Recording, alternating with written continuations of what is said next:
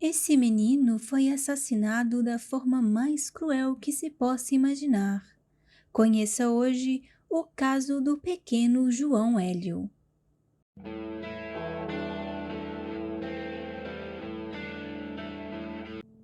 João Hélio, nascido em 18 de março de 2000, no Rio de Janeiro, tinha apenas 6 anos de idade quando teve sua vida interrompida de uma forma trágica e cruel por 3 criminosos. Em 7 de fevereiro de 2007, por volta das 9h30 da noite, Rosa Cristina Fernandes voltava para casa com os filhos Aline Fernandes, de 13 anos, e João Hélio, de apenas 6.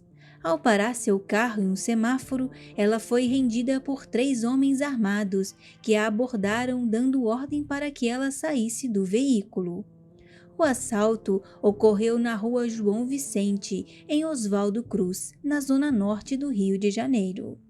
No veículo estava uma amiga da família e o filho João Hélio no banco traseiro. A filha adolescente viajava ao lado da mãe no banco dianteiro. No momento do assalto, a mãe, sua filha e a amiga conseguiram abandonar o carro. Ao sair, Rosa percebeu que João Hélio não havia conseguido se soltar do cinto de segurança e tentou soltá-lo. No entanto, os bandidos partiram em alta velocidade com o menino preso pela barriga ao cinto de segurança. João Hélio foi covardemente arrastado pelo lado de fora do veículo por 7 quilômetros, passando pelos bairros de Oswaldo Cruz, Madureira, Campinho e Cascadura. Motoristas e motociclistas que passavam no momento sinalizaram com os faróis. Os ladrões até mesmo ironizavam, dizendo que o que estava sendo arrastado não era uma criança, mas um mero boneco de Judas, e continuaram a fuga, arrastando o corpo do menino pelo asfalto. Segundo testemunhas, moradores gritavam ao ver a criança sendo arrastada pelas ruas. Os criminosos abandonaram o carro na rua Caiari, uma via sem saída no bairro de Cascadura, com o corpo do menino pendurado do lado de fora. O corpo do garoto ficou irreconhecível. Durante o trajeto, ele perdeu os dedos das mãos, os joelhos e a cabeça. A falta de policiais nas ruas facilitou a fuga. Nesse percurso, os bandidos trafegaram pelas ruas livremente. No trajeto, passaram em frente ao quartel de bombeiros de Campinho, por um quartel do Exército e pelo Fórum de Cascadura, mas não cruzaram com nenhuma viatura da polícia. Os criminosos passaram também diante de 2 bares, um na esquina da rua Cândido Bastos com Silva Gomes e outro na rua Barbosa com Florentina.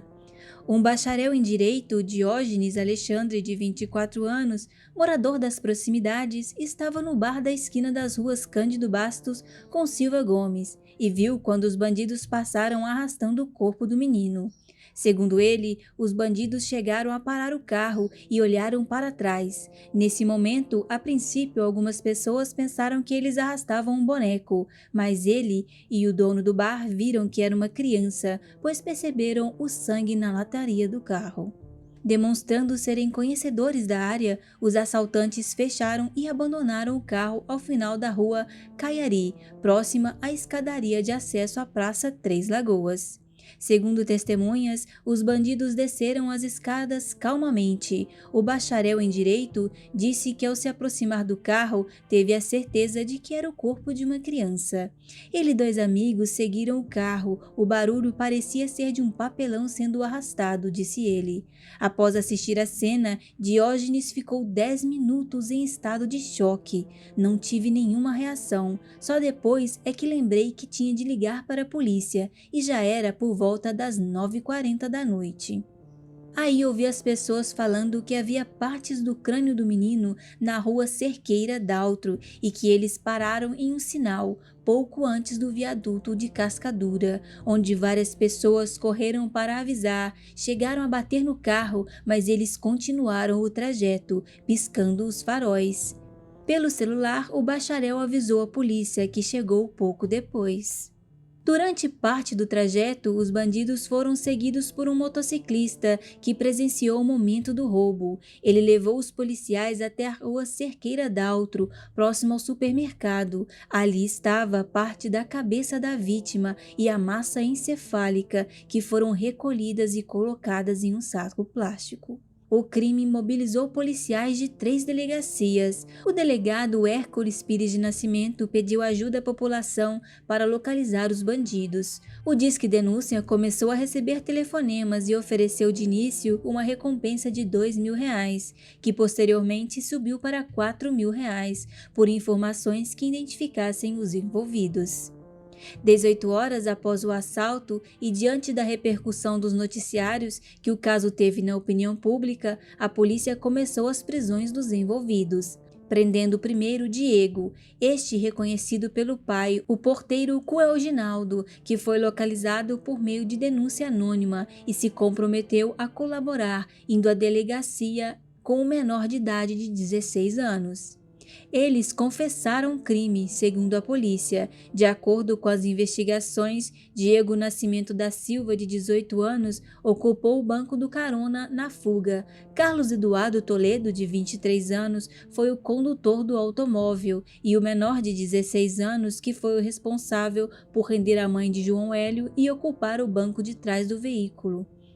Um outro homem, Tiago, chegou a ser preso, mas foi liberado em seguida por não ter sido comprovada sua ligação com o caso. A polícia acabou prendendo novamente Tiago de Abreu, de 19 anos, como o quarto suspeito do crime. E logo depois, um quinto suspeito foi preso, Carlos Roberto, de 21 anos. Ele e Tiago que levaram os bandidos até o local do roubo dentro do táxi que pertencia ao pai de Tiago. Testemunhas afirmaram que o carro trafegava em zigue-zague e passava perto dos postes na tentativa de se livrar do corpo do menino, informou o delegado. O menor envolvido confessou ter utilizado um revólver de plástico para realizar o assalto, versão essa discordada por Rosa Fernandes, mãe de Hélio, ao relatar que os bandidos, ao baterem no vidro do automóvel com as armas, produziam um ruído característico de metal e vidro. O comandante-geral da PM, Coronel Ubiratã Ângelo, confirmou em entrevista à rádio CBN que não havia policiais no local do assalto. Ele reconheceu a necessidade de reforço de policiamento.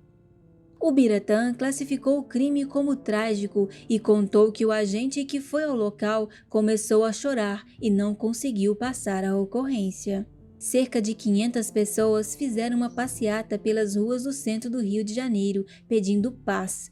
No discurso da missa, os pais do menino pediram à população que fossem às ruas para exigir um Estado menos violento. Famílias de vítimas de outras tragédias e dezenas de pessoas que se chocaram com o crime iniciaram uma caminhada de protesto pela Avenida Rio Branco, que terminou 2 horas depois na Assembleia Legislativa.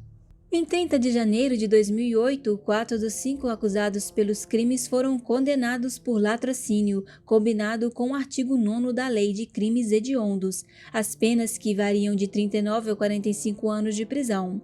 Somadas, as penas totalizaram 167 anos de reclusão. Na sentença, a juíza Marcela Assad Caram, da primeira vara criminal de Madureira, afirmou que seria muita inocência acreditar que os 3 jovens que estavam no interior do carro, trafegando com os vidros dianteiros do veículo roubado aberto, não ouviram o barulho autoproduzido pelo constante atrito do corpo da pequena vítima contra o solo e a lataria do automóvel. Carlos Eduardo Toledo de Lima foi condenado a 45 anos de prisão, Diego Nascimento da Silva a 44 anos e 3 meses. Carlos Roberto da Silva e Tiago de Abreu Matos foram sentenciados cada um com 39 anos de prisão. Apesar da decisão da juíza, mesmo com penas entre 39 e 45 anos, constitucionalmente, o cumprimento das penas dos réus não excederá o tempo máximo de 30 anos. Esse caso chocante mostra o estado de crueldade e terror que os moradores do Rio de Janeiro precisam enfrentar todos os dias.